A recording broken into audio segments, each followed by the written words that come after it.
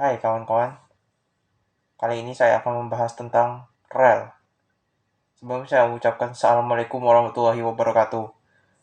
Halo subscriber YouTube saya, kembali lagi di channel saya. Kali ini saya akan membahas tentang rel.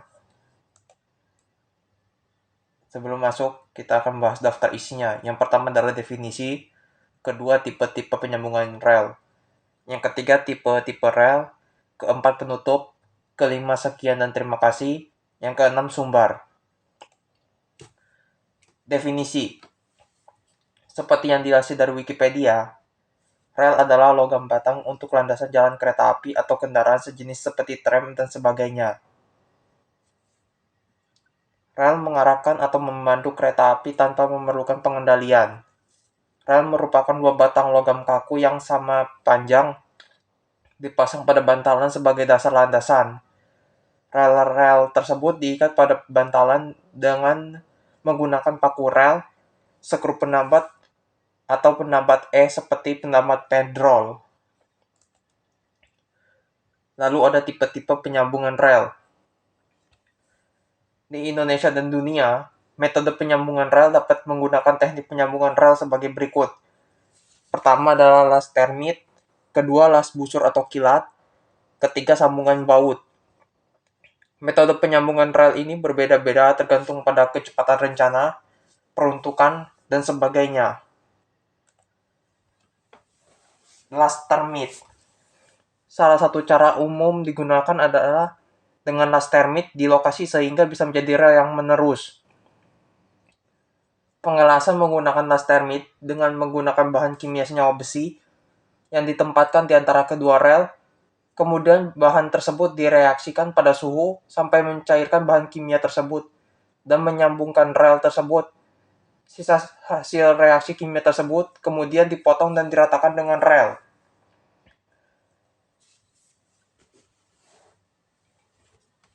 Las busur atau kilat.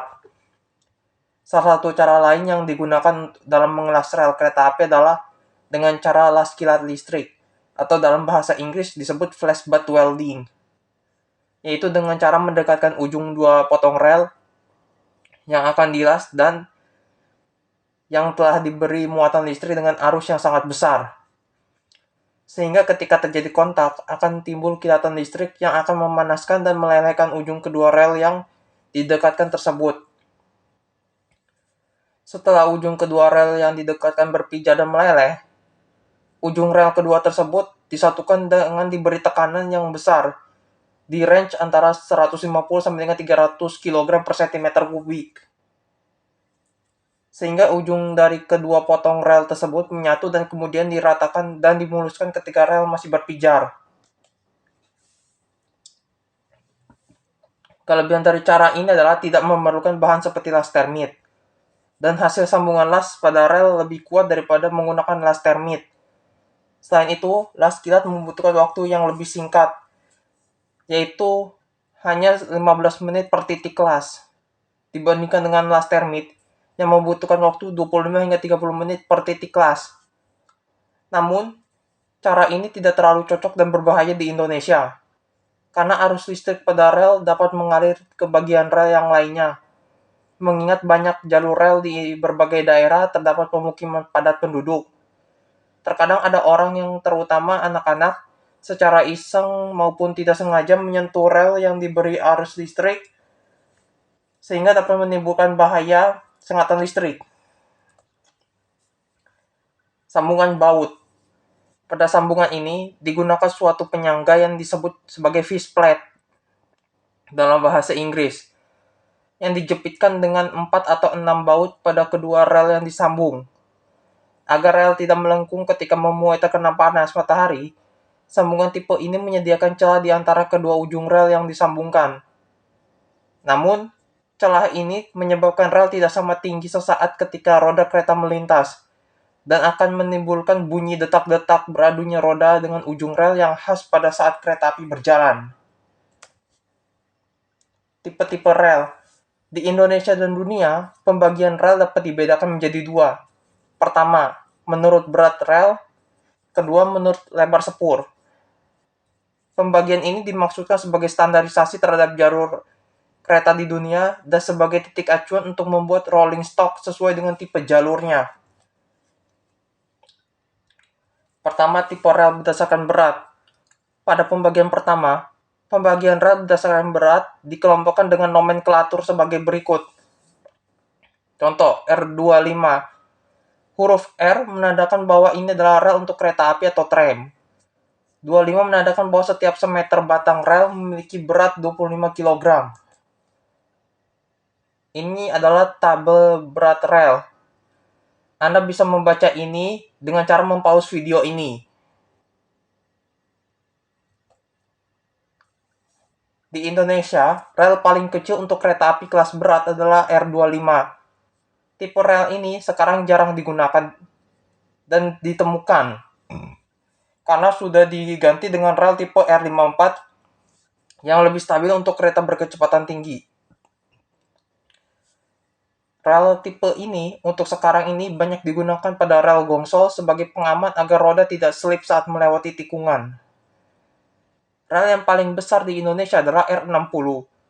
Rel ini digunakan untuk kereta cepat Jakarta-Bandung karena menawarkan kestabilan pada kecepatan yang lebih tinggi. Tipe-tipe rel berdasarkan lebar sepur. Pembagian kedua ini berdasarkan lebar sepur. Semakin lebar sepurnya, maka semakin cepat kereta berjalan. Karena lebar sepur yang lebar menawarkan kestabilan pada kecepatan yang lebih tinggi. Nomenklatur pada pembagian lebar sepur ini adalah sebagai contoh. 1067 mm, 3 tanda kutip 1, 6 tanda kutip 2. Jadi maksudnya adalah 1067 mm ini adalah lebar sepur yang diukur dari dalam.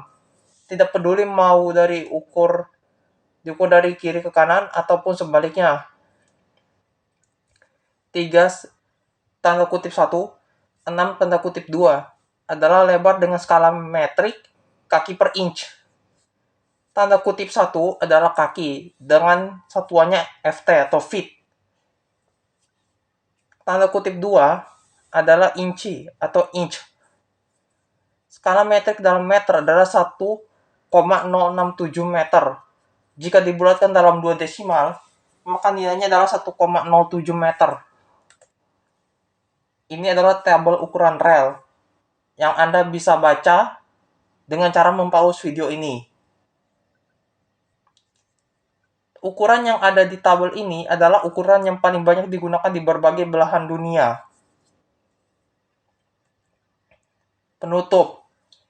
Kesimpulannya adalah, dari beberapa slide di atas, kita sudah mendapatkan kesimpulan bahwa rel dibuat untuk memandu jalan kereta api tanpa memerlukan pengendali layaknya setir pada mobil. Rel dapat disambungkan dengan metode penyambungan sesuai dengan peruntukannya untuk kereta tipe apa, kecepatan kereta menurut rencana, dan sebagainya. Lalu yang ketiga, tipe-tipe rel berdasarkan berat dan lebar berfungsi sebagai titik acuan jika ingin membuat rolling stock yang sesuai, beban kereta yang diampu, dan sebagainya. Saran, mengingat presentasi ini banyak kekurangan, mungkin akan ada yang mau menambahkan di kolom komentar, silakan. Sekian dan terima kasih. Kepada Anda yang telah menonton video ini, mohon maaf apabila hasilnya kurang maksimal. Bila Anda adalah pihak dari KAI bagian engineering yang lebih memahami dan punya ilmu mengenai rel, silakan beritahu di kolom komentar. Untuk sumber video ini, Anda bisa baca di sini atau saya akan taruh linknya di deskripsi. Terima kasih yang telah menonton video ini. Saya akhiri dengan wassalamualaikum warahmatullahi wabarakatuh.